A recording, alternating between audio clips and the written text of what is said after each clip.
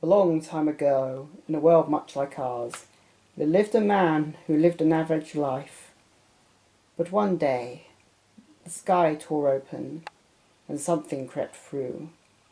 It ripped apart every building, every plant, every animal, every person, smiling a malicious, cruel smile as it did so. And by the time it finally left, the only thing that was left unscathed was that one solitary man. Hello and welcome back. Doing another three-parter, this time around the Mass Effect trilogy. It came out during BioWare's glory days, you know, before everything went sort of downhill. But enough feeling bad about the current state of the video game industry. Let's dig into the first Mass Effect game, Mass Effect.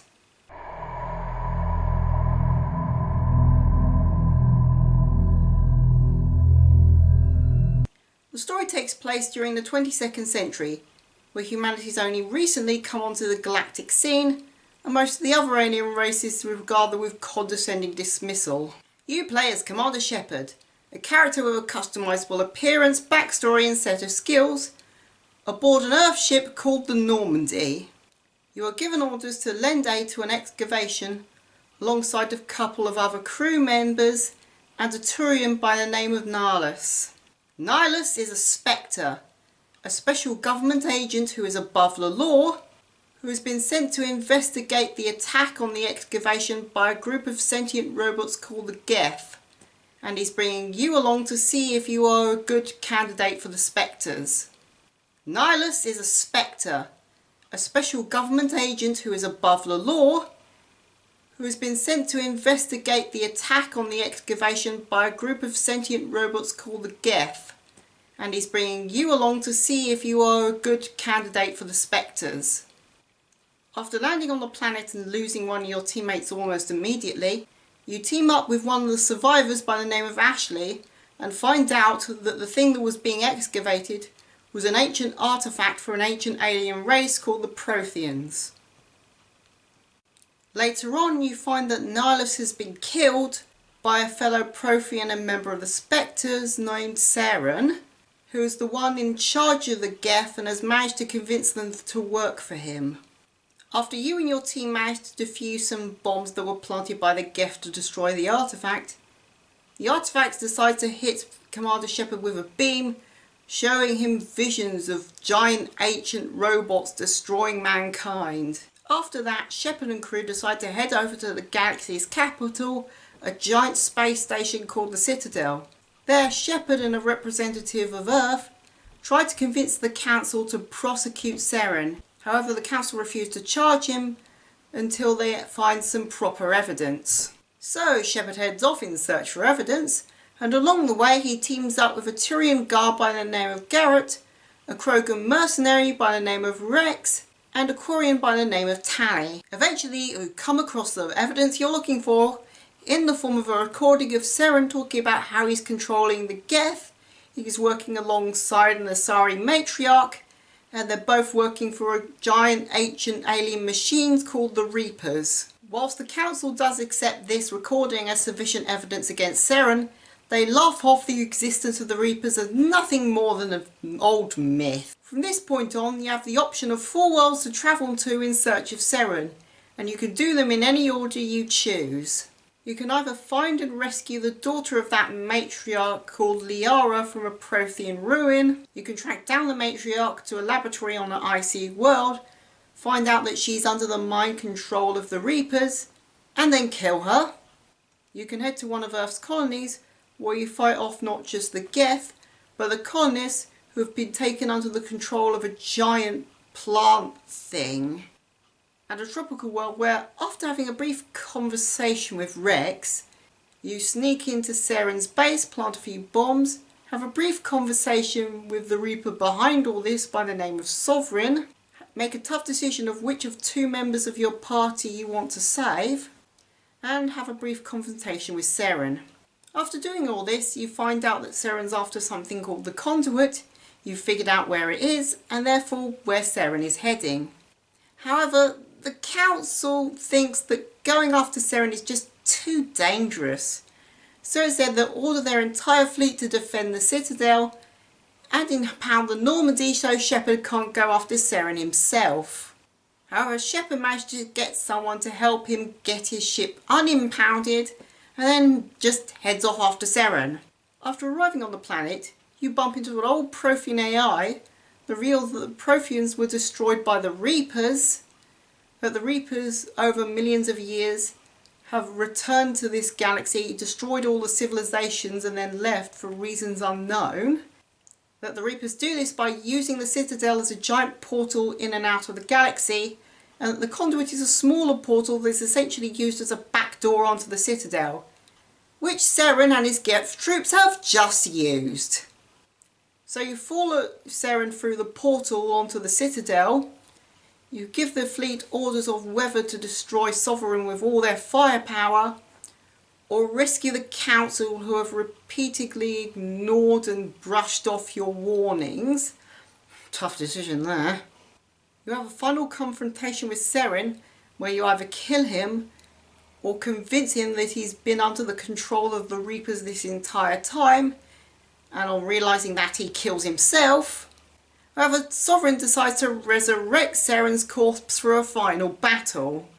After vanquishing the mecha zombie Turian, Sovereign is destroyed regardless of the decision you made, so the only real impact is whether or not the council members survived. Shepard is rewarded. He has the option of choosing from one of two possible candidates to become the new human member of the council that may or may not have to be rebuilt from scratch, and credits roll.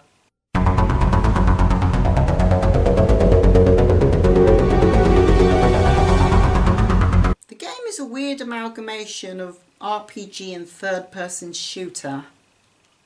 You have an assault rifle, a shotgun, a pistol, a sniper rifle, and along with the set of armour you're wearing, you can exchange them out for better versions and upgrade them with mods. And every time one of the characters levels up, you gain points that you can use to increase their proficiency with one of their skills.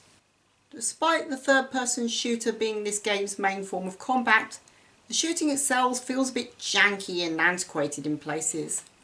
And while there are special abilities designated to your companions as well as whatever class you chose at the beginning of the game, they don't really make the gameplay that much more fun.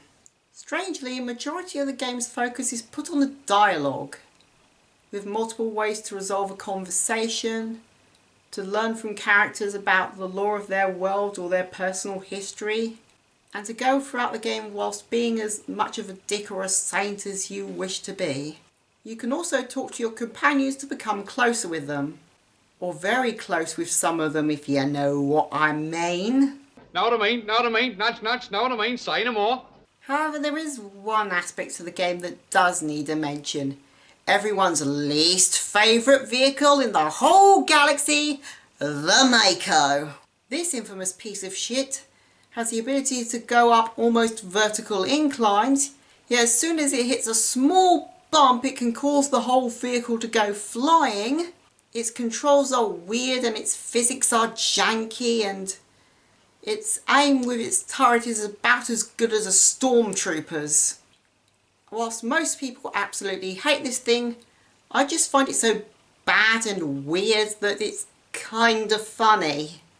The game does have side quests, but most of them consist of the same formula.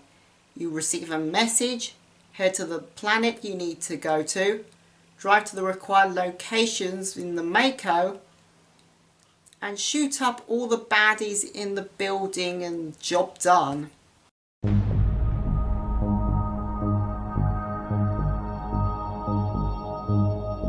The game's graphics are kind of underwhelming for a game of its time, and its side content has the issue of using the same handful of interior designs.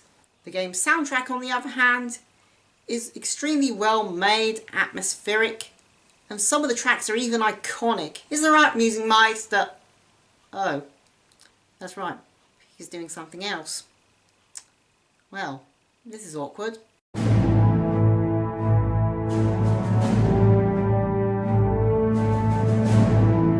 The first Mass Effect game is like an uncut diamond. pretty but rough around the edges. While it stands out with its well-written story, engrossing lore, compelling and varied character interactions, and awesome soundtrack, it is held back by its antiquated gameplay mechanics, its underwhelming graphics, and its lack of variety in its content and environments. Now, while I question whether or not it's good enough for me to suggest you play it on its own, in truth, it is just one small step into a larger world. Well, that's all from me. See you guys next time.